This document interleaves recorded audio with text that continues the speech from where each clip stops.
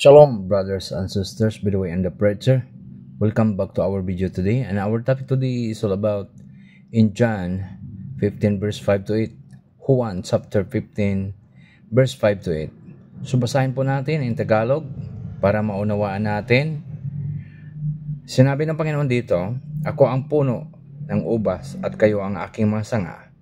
Ang taong nanatili sa akin at ako rin sa kanya ay mamumunga ng marami, sapagkat wala kayong magagawa kung hiwalay kayo sa akin."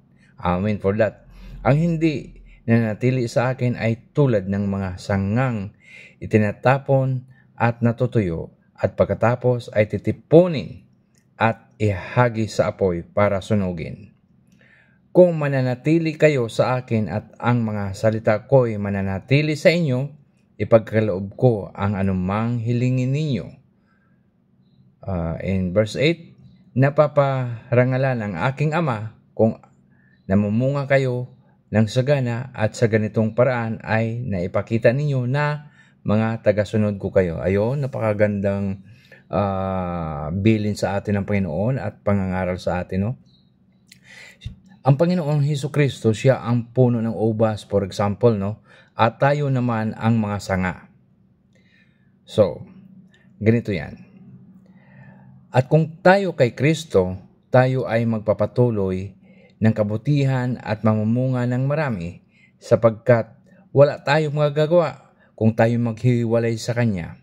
Kasi pag tayo ang maghiwalay sa Panginoon, tayo ay parang mga sanga.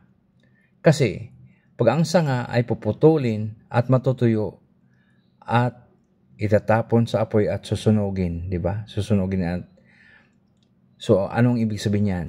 Kung tayo wala kay Hesukristo, tayo ay mapupunta sa impyerno. Yun ang ibig sabihin dyan, mga brothers and sisters. Kasi pag tayo ay humiwalay sa puno, ang ibig sabihin ng puno ay si Hesukristo. Tayo ay pag nahumiwalay sa Kanya dahil tayo mga sanga, tayo ay puputulin at matutuyo at susunugin. Ganun din tayo mga tao. At pag tayo ay humiwalay sa Diyos sa pamagitan ni Kristo Jesus, tayo ay susunugin at mapunta sa impyerno. Yun ang ibig sabihin dyan, no, mga brothers and sisters. Ang hindi nanatili sa Kanya ay siyang itatapon at natutuyo, pagkatapos titipunin at ihagis sa apoy. Ganun din tayo, mga brothers and sisters, pag tayo ay humiwalay sa Panginoon. Yun nga ang sinasabi ko sa kanila. Yan ang sa verse 6, no? Tayo ay susunugin. Kung tayo naman ay mananatili sa Panginoon at sa Kanyang mga salita, mananatili rin siya sa atin at ipagkakaloob niya ang kaligtasan at kung anuman ang ating hilingin sa Kanya. Wow, napakaganda ng Panginoon, no? Napakaganda yung mga salita niyang iniwan sa atin. Napaparangalan ang aking Ama kung namumunga kayo ng sagana at sa ganitong paraan ay naipakita ninyo na mga tagasunod ko kayo. So kung tayo kasi tagasunod, ang tunay na tagasunod ni Kristo, ipapakita natin na tayo ay namumunga ng sagana. Ano ibig sabihin yan? Yung pananampalataya at pananalig natin sa Kanya ay totoo at namumukadkad at saganang bunga. At hindi lang yan ang ibig sabihin. Tayo ay namumunga, marami tayong maaakay na maligtas. Dahil alam nyo ba na may isang kaluluwang naliligtas dito sa sanlibutan ay libu-libong mga anghel na totoo at nasasaya dahil nakaligtas tayo ng isang kaluluwa. So yun nga, brothers and sisters, huwag tayong maghiwalay sa ating puno. Sino ba ang ating puno? Ang Panginoong Hesukristo.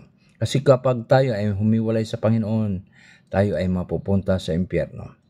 Alam nyo ba na maraming taong ginagamit lang si Hesukristo, ngunit hindi sinusunod ang Kanyang mga salita, ang Kanyang mga bilin sa atin?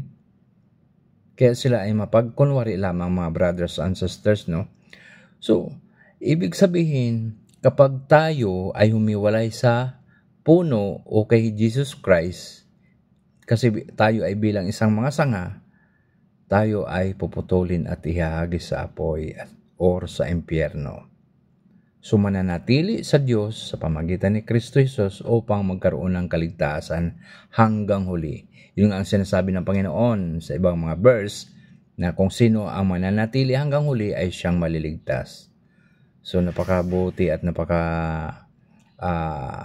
saya kapag ang Panginoon ay nagpangako sa atin, no? Kasi ang mga pangako niya ay hindi kailanman